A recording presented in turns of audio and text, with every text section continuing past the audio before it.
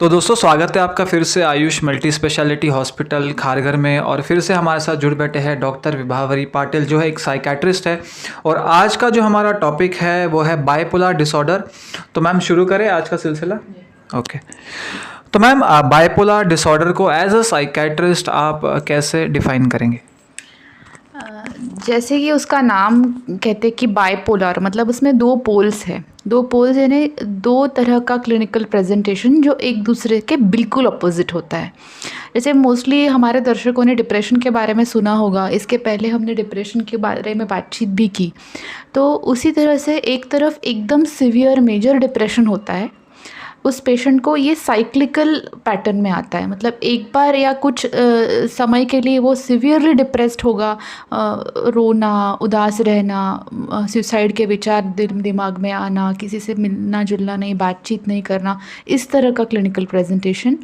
और उसी पेशेंट्स में कुछ समय के पश्चात मेनिया, जिसको हम कहते हैं मेनिक या मेनिया वाला प्रेजेंटेशन दिखता है, जिसमें बहुत ज़्यादा एनर्जी आ जाना, बहुत ज़्यादा बातचीत करना, बहुत ज़्यादा ऑप्टिमिस्टिक रहना, मैं दुनिया में हर चीज़ कर सकता हूँ, बहुत ज़्यादा पैसे खर्च करना, बहुत चमकीले भड़कीले कपड़े पहनना, इस तरह का प्रेजेंटेशन दिखता है, जिसको हम हाई मूड एलिवेशन कहते हैं या मेनिया कहते हैं। तो ये दो पोल्स इसमें दिखाई देते हैं, इसीलिए इस डिसऑर्डर को बाइपोलर डिसऑर्डर कहते हैं। ये मूड डिसऑर्डर है, मतलब बेसिक डिसफंक्शन मूड में होता है। एक तरफ एकदम डिप्रेस्ड मूड है और एक तरफ एकदम इलेटेड मूड है, तो इसलिए बाइपोलर। तो इसका मतलब है कि बाइपोलर में एक्सट्रीम मूड डेविएशंस होते हैं। जो आपने मेनिया वर्ड यूज़ किया था, थोड़ा सा जो हमारे व्यूअर्स के लिए उसको लाइटर फॉर्म में और सिंपलर फॉर्म में आप एक्सप्लेन करिए। देखिए, मेनिया मतलब एक्सट्रीम एलिवेशन ऑफ मूड। मतलब इन जनरल हमारा मूड, जिसको हम हमारी भाषा में यूथाइमिक बोलते हैं, मतलब नॉर्मल मूड। अभी हमारे मूड भी दिन भर में चेंज हो सकते हैं। अगर कोई दुखद घटना हमको समझ में आती तो थोड़ी देर के लिए बुरा लगता है, या कोई चीज़ अच्छी समझ में आती या अच्छा घटना होती तो थोड़ी देर के लिए हम बहुत खुश रहते। इसका मतलब ये नहीं है कि हमको मेनिया हो गया या डिप्रेशन हो गया, हम वापस उस बेसिक मूड की लेवल या यूथाइमिया तक आ जाते हैं। अब मेनिया में क्या होता है, यूथामिया से पेशेंट बहुत ज़्यादा मूड उसका एलिवेट हो जाता है। वो बहुत ज़्यादा, ज़रूरत से ज़्यादा, कोई रीज़न नहीं है फिर भी खुश रहता है, बड़ी बड़ी बातें करता है कि मैं बड़े बड़े फिल्म स्टार्स को जानता हूँ, बड़े बड़े लोगों से मेरी जान पहचान है, या मेरे बड़े बिजनेसेस है, मैं पॉलिटिक्स में बहुत आगे हूँ, जो सच बात नहीं है। उसके अपने मन की समझ है वो, लेकिन वो ऐसा कहता है कि मुझे ये हो गया, बहुत खुश रहता है, उसमें बहुत ज़्यादा एनर्जी आ जाती है, बहुत ज़्यादा काम करता है, या एक्टिव हो जाता है, कम सोता है पेशेंट, बहुत कम सोता है। उसी के साथ साथ बहुत ज़्यादा पैसे खर्च करना शुरू कर देता है। अगर कोई उसको टोकेगा भी कि भाई तुम इतना पैसा क्यों खर्च कर रहे हो, तो बोलेगा मेरे पास बहुत पैसा है, मुझे किसी बात की फिक्र नहीं। या बहुत ज़्यादा भगवान की पूजा पाठ करना शुरू कर देना, ये है। उन पेशेंट की सेक्सुअल डिज़ायर भी बहुत ज़्यादा बढ़ जाती है। या इसी मेनिया के इसमें पेशेंट नशा वगैरह करना शुरू कर दे सकता है। तो ये बहुत ये एक्सट्रीम फॉर्म में, जैसे डिप्रेशन में आपको दिखेगा बिल्कुल उसके अपोजिट, इसमें आपको बहुत ज़्यादा लोगों से जाके बातचीत करना, ज़्यादा बोलना, एक से ज़्यादा विचार, रेसिंग ऑफ थॉट्स उसको बोलते हैं, तुरंत वो विचार उसके बढ़ते ही जाते ट्रेन की तरह आगे। तो इस तरह से मेनिया में दिखता है। अगर ये हमको 8 दिनों के लिए दिखे, इस तरह का क्लिनिकल प्रेजेंटेशन अगर 1 हफ्ते के लिए दिखेगा, 1 वीक, तो उसको मेनिया डायग्नोस करते हैं। जैसे डिप्रेशन में हमने कहा कि डिप्रेसिव फीचर्स अगर 15 दिन के लिए दिखे तो डिप्रेशन है, उसी तरह इस तरह के फीचर्स अगर 8 दिन दिखे तो मेनिया है। तो बाइपोलर में जैसे आपने बोला कि 2 पोल्स एग्जिस्ट करते हैं, एक है डिप्रेशन, एक है मेनिया।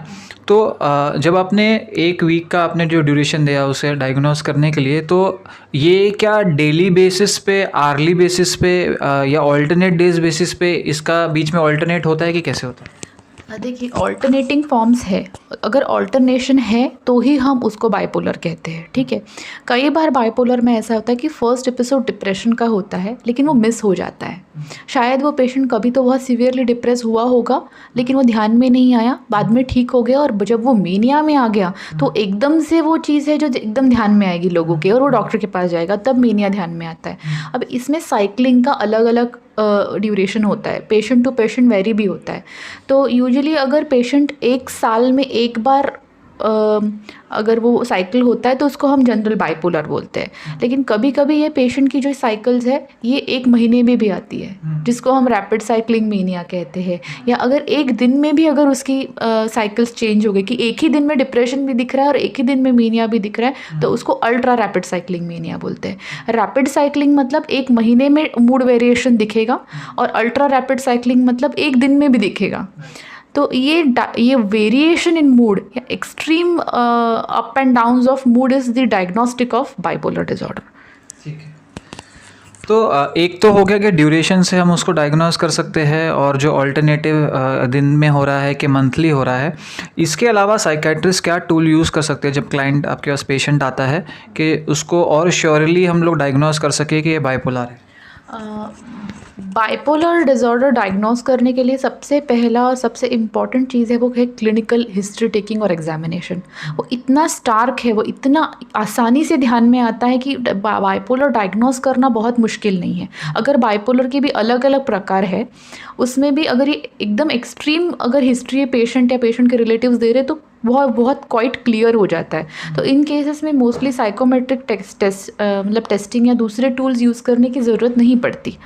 ठीक है। हाँ, एक है कि ये इस तरह का अगर एकदम से सडन प्रेजेंटेशन है तो हम एक बार पेशेंट का CT या MRI करके देखते हैं कि शायद अंदर और कोई दूसरा प्रॉब्लम तो नहीं है, लेकिन दूसरी कोई पेपर एंड पेन टेस्ट की ज़रूरत इसमें नहीं पड़ती मोस्टली। ठीक है। आपने जब हिस्ट्री टेकिंग की बात की कि उसकी फैमिली हिस्ट्री या उसकी लाइफ के इवेंट्स की हिस्ट्री है, तो क्या रिस्क फैक्टर्स रहे हो सकते हैं पर्सन के जिसको बाइपोलर डिसऑर्डर हो? तो इस पे कुछ आप लाइट डालिए।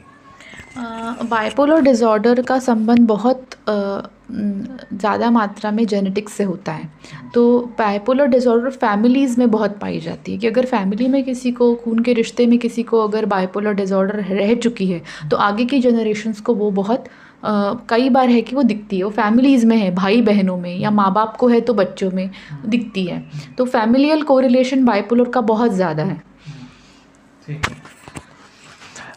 बाइपोलर डिसऑर्डर डेंजरस है, ऐसा एक हमको क्वेश्चन आया था कि ये जो डेंजरस है या कैसे डेंजरस है, इसके बारे में कुछ बताइए।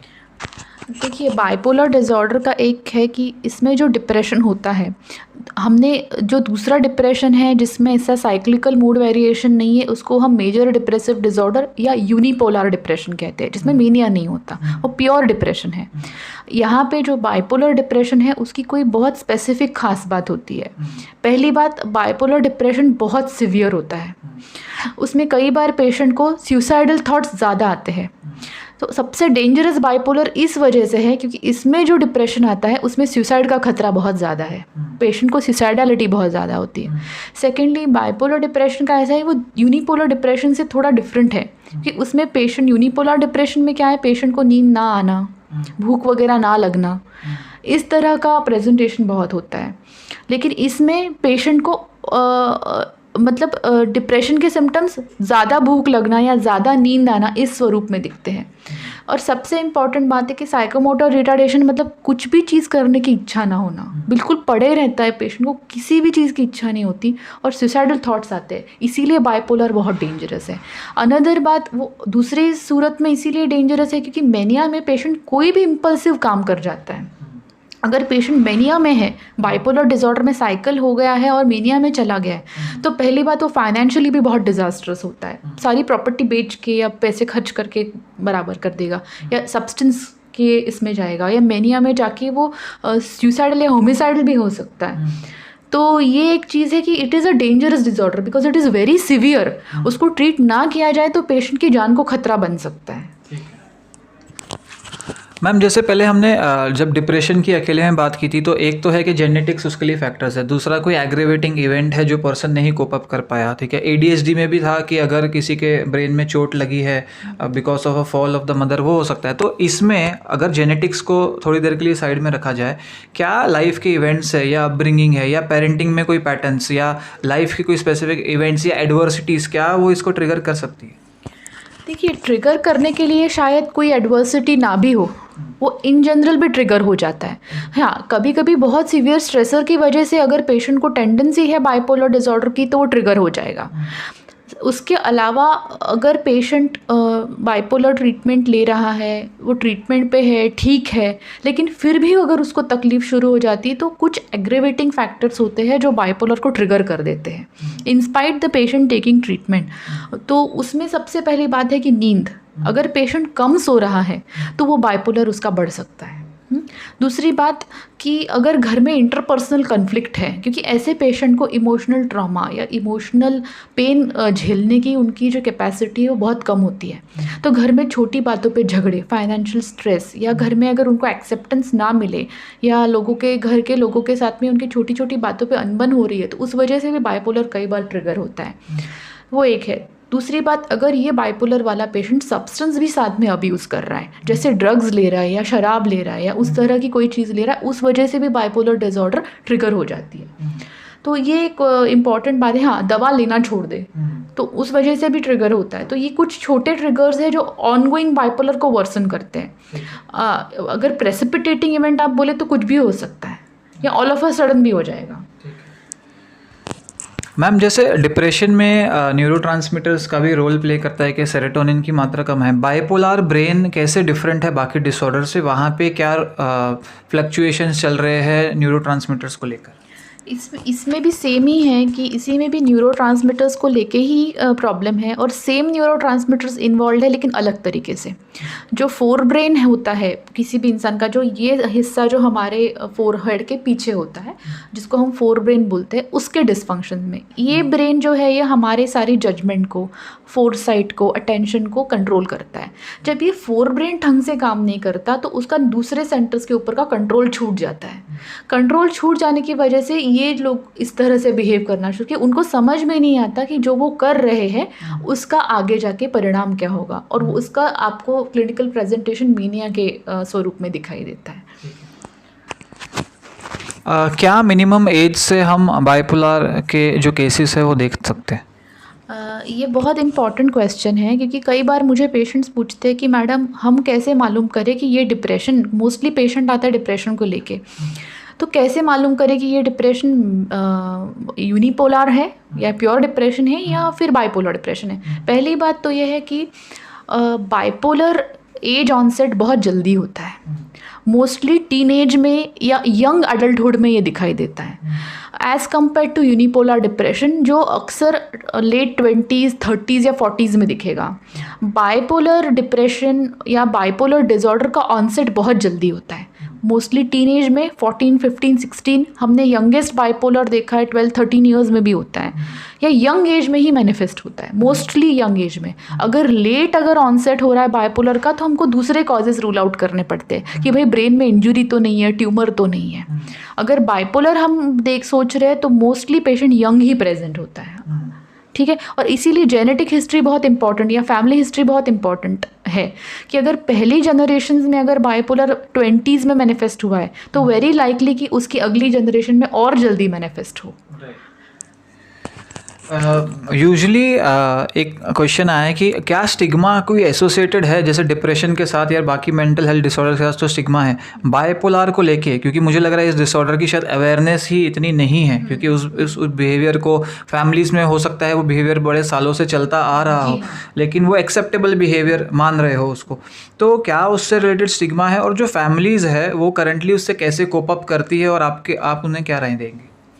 देखिए, ये ऐसा क्यों होता है कि बाइपोलर मोस्टली मिस हो जाता है, यह समझ में नहीं आता, क्योंकि bipolar lies on a spectrum.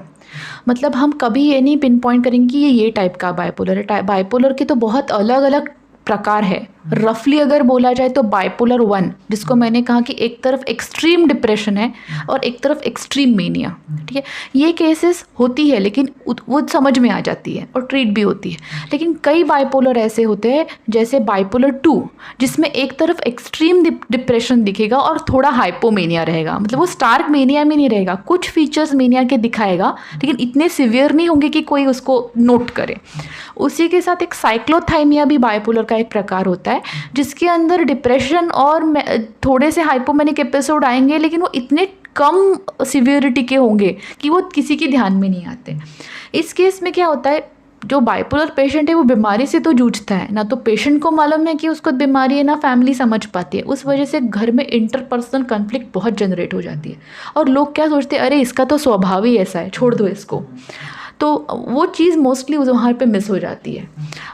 इसी के साथ दूसरे भी और बहुत सारे जिसको हम सॉफ्ट बाइपोलर्स कहते हैं कि वो बीच बीच में अंड्यूलेटिंग या फिर बहुत अल्ट्रा रैपिड साइक्लर्स होते हैं जो एक ही दिन में मूड वेरिएशन दिखा देंगे, अरे भाई ये तो मूड ही है, छोड़ दो इसको, इस तरह की बात करके वो छूट जाता है। लेकिन इस वजह से प्रॉब्लम ये होती है कि फैमिली में बहुत ज़्यादा कन्फ्लिक्ट जनरेट हो जाती है, बहुत ज़्यादा प्रॉब्लम शुरू हो जाती है और वो प्रॉब्लमेटिक फैमिली या डिसफंक्शनल फैमिली बोल के लेबल हो जाता है। उसमें किसी इंसान को तकलीफ़ हो रही है या मानसिक तकलीफ है जो ट्रीटेबल है, ये बहुत देर से समझ में आता है। तो फैमिलीज़ को चाहिए कि अगर आपको लग रहा है कि कोई पेशेंट डिप्रेशन जैसी कोई ये दिखा रहा है या आपको उसके स्वभाव में ये बदलाव की वजह से घर में कॉन्फ्लिक्ट हो रही है, तो मैं सजेस्ट करूँगी कि आप डॉक्टर के पास जाए या काउंसलर के पास जाए और इस चीज़ को मतलब समझने की कोशिश करें कि ऐसा क्यों हो रहा है। क्योंकि कोई इंसान अगर डायग्नोस होकर ट्रीट हो जाएगा तो ये कॉन्फ्लिक्ट काफ़ी हद तक कम हो जाएगी।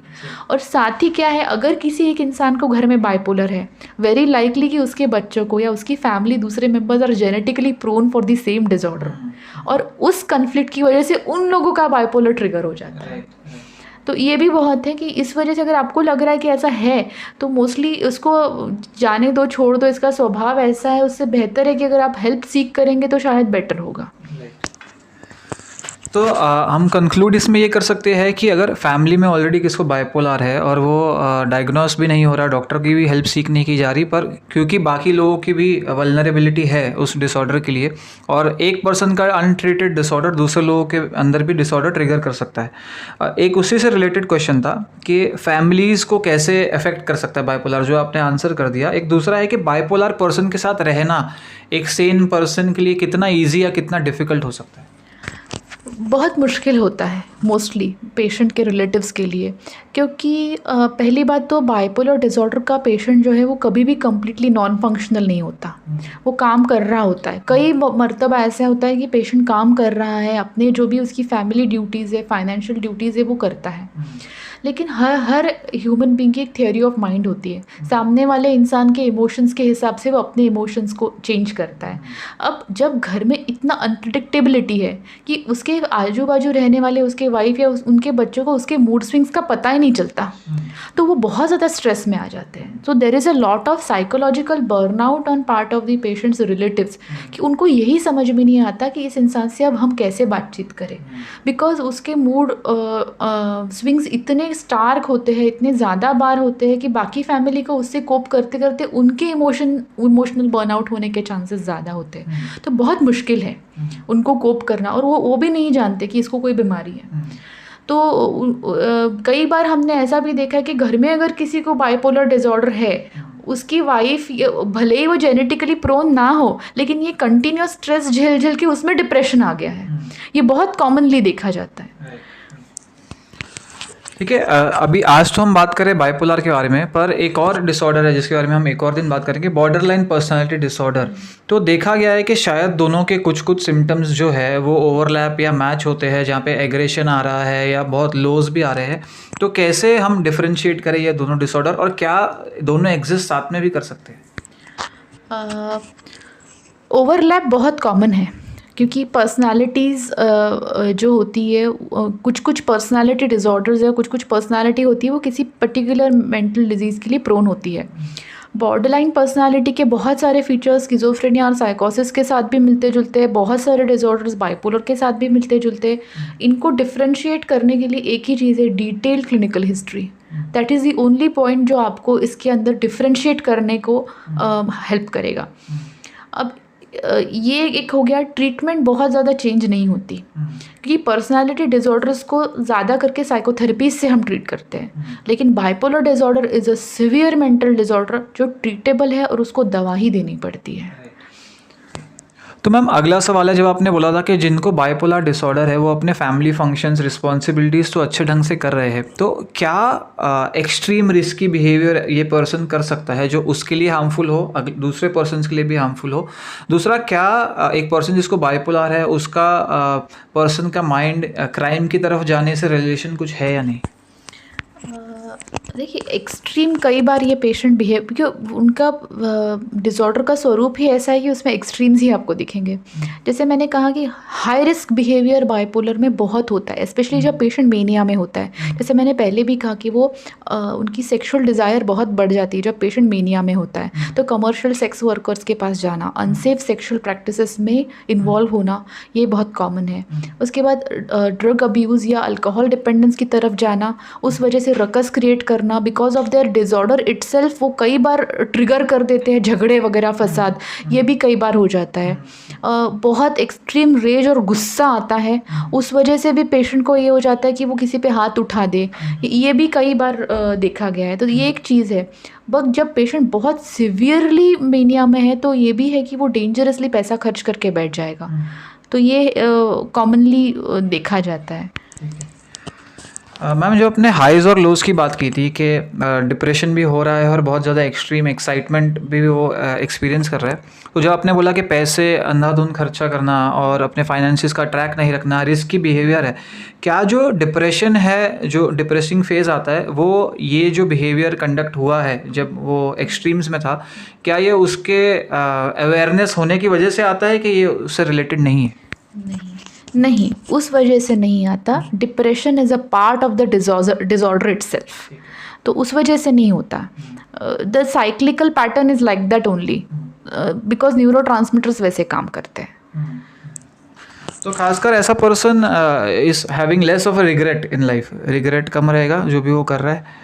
No, it's not about regret. देखिए, bipolar disorder, the patient is mentally ill, that is true, but he is not devoid of emotions. ऐसा नहीं है कि उसको इमोशंस नहीं है, या ऐसा नहीं कि उस पर इंसाइट बिल्ड नहीं होती, या वो आउट ऑफ रिग्रेट नहीं करता। अगर उस इंसान को पता ही नहीं है कि उसको मानसिक तकलीफ है तो रिग्रेट का सवाल ही पैदा नहीं होता। हाँ, अगर पेशेंट को हमने ट्रीटमेंट किया, डॉक्टर जब उनको कहते कि आपको मानसिक तकलीफ से आप गुजरे हो, आपकी मानसिक तकलीफ की वजह से ये सारा प्रॉब्लम हुआ है, तब शायद पेशेंट को बुरा लग सकता है या उस वक्त वो डिप्रेस्ड फील कर सकता है कि उसने क्या कर बैठा। लेकिन इनसाइट बिल्ड करना बहुत ज़रूरी है in case of bipolar disorder, क्योंकि अगर पेशेंट को समझ में आ गया कि उसको मानसिक तकलीफ है और उस वजह से ये कर रहा है, तो हमने ये देखा है कि बाइपोलर डिसऑर्डर के पेशेंट बहुत लाइकली है कि वो ट्रीटमेंट कंटिन्यू करते हैं। थायराइड का और मूड का क्या रिलेशन है मैम? देखिए, थायराइड हार्मोन बहुत ज़रूरी हार्मोन होता है जो हमारी बॉडी के बहुत इंपॉर्टेंट फिजियोलॉजिकल फंक्शंस को करने में हेल्प करता है। अभी थायराइड डिसऑर्डर्स में ये देखा गया है कि एक तो एक्सट्रीम हाइपरथायरॉयडिज्म है, मतलब ज़रूरत से ज़्यादा थायराइड हार्मोन्स बॉडी में बन रहे हैं, या हाइपोथायरॉयडिज्म है, ये बहुत कम थायराइड हार्मोन्स बॉडी में बन रहे हैं। अब इसमें ये है कि जब हाइपोथायरॉयडिज्म आता है तो पेशेंट के जो लक्षण होते हैं वो कई दफ़ा डिप्रेशन जैसे दिखते हैं। लो मूड, कुछ करने की इच्छा ना होना, पुअर साइकोमोटर एक्टिविटी या नींद के प्रॉब्लम्स, एपेटाइट के प्रॉब्लम्स बिल्कुल सिमिलर होते हैं डिप्रेशन जैसे हाइपोथायरॉयडिज्म के, अगर थायराइड कम है तो कई बार ऐसा देखा गया है कि इवन मूड डिसऑर्डर जैसे डिप्रेशन या ये है, उनमें कई बार ऐसा देखा गया है कि अगर थायराइड हार्मोन से आप सप्लीमेंट करेंगे तो उस पेशेंट में कई दफ़े दिखता है कि पेशेंट इम्प्रूव हुआ है। तो जब पेशेंट हमारे पास आता है डिप्रेशन को लेके, तो पहली बात हम 2 फिजिकल डिसऑर्डर रूल आउट करते हैं। उसको एनीमिया है क्या, मतलब खून की कमी है क्या, क्योंकि खून की कमी होने से भी डिप्रेशन जैसे सिम्टम्स दिखते हैं, और थायराइड की कमी होने से भी डिप्रेशन जैसे सिम्टम्स दिखते हैं। तो अगर थायराइड की वजह से है तो थायराइड की ट्रीटमेंट दे दो तो पेशेंट काफ़ी हद तक उसके डिप्रेसिव सिम्टम्स चले जाएंगे। तो ये एक बहुत इंपॉर्टेंट, हाँ, अगर थायराइड की ट्रीटमेंट देने के बावजूद पेशेंट डिप्रेस्ड फील कर रहा है, इसका मतलब वो क्लिनिकल डिप्रेशन है, फिर उसको एंटी डिप्रेसेंट्स लगेंगे। ठीक है मैम, जैसे आपने बताया कि बाइपोलर में 2 एक्सट्रीम्स है, तो जब आप मेडिकेशंस भी देते हो तो कितना चैलेंजिंग होता है मेडिकेशंस देना, क्योंकि एक है एक्सट्रीम लो, एक है एक्सट्रीम हाई? देखिए, बाइपोलर डिसऑर्डर की treatment is not same as that of depression. Unipolar depression के लिए सिर्फ एंटी डिप्रेसेंट्स बहुत होते हैं, मतलब उतने ही दिए जाते हैं। बाइपोलर डिसऑर्डर के लिए डिफरेंट ट्रीटमेंट मोडालिटीज़ हैं। पहली बात, to see how severe the bipolar disorder is. अगर बहुत सिवियर है, पेशेंट को सिवियर सुसाइडल आइडिएशन है, ज़्यादा मेनिया है, पेशेंट एजिटेटेड है, तो हम ECT देते हैं। उससे पेशेंट को जल्दी आराम होता है, साइड इफ़ेक्ट कम होते हैं। दूसरी बात, जो मेन मेडिसिन्स है जो हम बाइपोलर में देते हैं वो मूड स्टेबलाइजर्स होते हैं, कि बाइपोलर में मूड का अंडुलेशन ऊपर नीचे होना, that is the main problem. It is not only mania और only depression, the switching is the main issue. तो इसलिए मूड स्टेबलाइजर मेडिसिन दिए जाते हैं जिससे वो मूड स्टेबल रहे, ना तो डिप्रेशन में जाए ना तो मेनिया में जाए। तो मेन ट्रीटमेंट बाइपोलर की मूड स्टेबलाइजर होती है, ना कि एंटी डिप्रेसेंट्स। तो अगर मेरे पास बाइपोलर का पेशेंट डिप्रेशन लेके भी आता है तो भी मैं उसको मूड स्टेबलाइजर ही देती हूँ। तो ये है कि दूसरी बात, इन पेशेंट जब अच्छे हो जाते हैं, जब दवा असर कर जाती है और पेशेंट नॉर्मल आता है, तब हम साइकोथेरेपीज शुरू करते हैं, पेशेंट के इंसाइट बिल्ड करते हैं ताकि उसको ये रिपीटेडली ना हो। फैमिली को एजुकेट किया जाता है रिगार्डिंग इट। तो ये डिफरेंट ट्रीटमेंट मोडालिटीज़ है, लेकिन main treatment is mood stabilisers. Ma'am आखिरी क्वेश्चन की तरफ आते हैं कि बाइपोलर क्योंकि इतना कॉम्प्लेक्स डिसऑर्डर है, उसका ट्रीटमेंट भी लोग बहुत लेट सीख करते हैं, तो कितना ड्यूरेशन एक पर्सन को इसकी दवाइयाँ कंटिन्यू रखनी पड़ सकती है, कितने चांसेस है उसकी रिकवरी के, और कितने टाइम में उसको ये रिकवरी देखने मिल सकती है? जब बाइपोलर डिसऑर्डर हमारे पास आता है, फर्स्ट एपिसोड अगर सपोज पेशेंट हम मान के चले कि भाई पहली बार ही उसको शुरू हुआ और पहली बार में ही वो डॉक्टर के पास आ गया और ट्रीटमेंट शुरू कर दिया, फिर भी हम 2 से 5 साल तक कंटिन्यूसली पेशेंट को ट्रीट करते हैं। लेकिन बाइपोलर में हमने एक देखा गया है, अगर पेशेंट बीच में दवा छोड़ता है, ये बहुत कॉमन है कि पेशेंट नॉन कंप्लायंट हो जाता है और उस बिकॉज मोस्ट प्रोबेबली वो मेनिया में ही छोड़ देगा, मुझे किसी चीज़ की ज़रूरत नहीं है, ना तो मैं बीमार हूँ ना मुझे दवा की ज़रूरत है, वो छोड़ देगा। ये बाइपोलर में सबसे बड़ा प्रॉब्लम ये है कि पेशेंट नॉन कंप्लायंट बहुत जल्दी होता है, दवा छोड़ देता है। एक बार पेशेंट दवा छोड़ के फिर बाद में शुरू करता है, छोड़ के शुरू करता है, उस वजह से वो डिसऑर्डर वैसे भी बढ़ जाती है। तो मोस्ट ऑफ द टाइम्स हमने ये देखा है कि हमको बाइपोलर डिसऑर्डर ये लाइफ लॉन्ग ही ट्रीट करनी पड़ती है। कुछ मात्रा में हम बाद में जैसे जैसे पेशेंट ठीक होता जाता है, कुछ उसकी दवा कम करते करते मिनिमम डोजेस पे उसको मेंटेन करते हैं, लेकिन पेशेंट को कई बार ये देखा गया है हमने कि उसको दवा हमेशा लेनी पड़ती है। तो हम वीडियो को ऐसे कंक्लूड करेंगे कि जैसे हमने बाकी डिसऑर्डर्स की बात की है कि हर एक ट्रीटमेंट प्रोटोकॉल सही ढंग से हो, टाइमली हो और इफ़ेक्टिव हो, उसके लिए ज़रूरी है कि आप टाइमली सीख करिए हेल्प। और जब भी आपको फर्स्ट कुछ आपकी फैमिली में, आपके फ्रेंड्स में, आपके नोन लोगों में कुछ ऐसा बिहेवियर दिखता है जो आपको नॉर्मल नहीं लग रहा, या जहाँ पे आपको लग रहा है इस पर्सन को हेल्प की रिक्वायरमेंट है, तो आपके नज़दीक साइकेट्रिस्ट है, आप सर्च करिए, उन्हें विजिट करिए, डिले मत करिए किसी का भी ट्रीटमेंट। तो बहुत बहुत धन्यवाद है डॉक्टर विभावरी पाटिल का हमारे वीडियो में जुड़ बैठने के लिए। अगले हफ्ते हम एक और वीडियो लेकर आएंगे, तब तक देखते रहिए लाइफ कोच और सभी को हैप्पी दिवाली।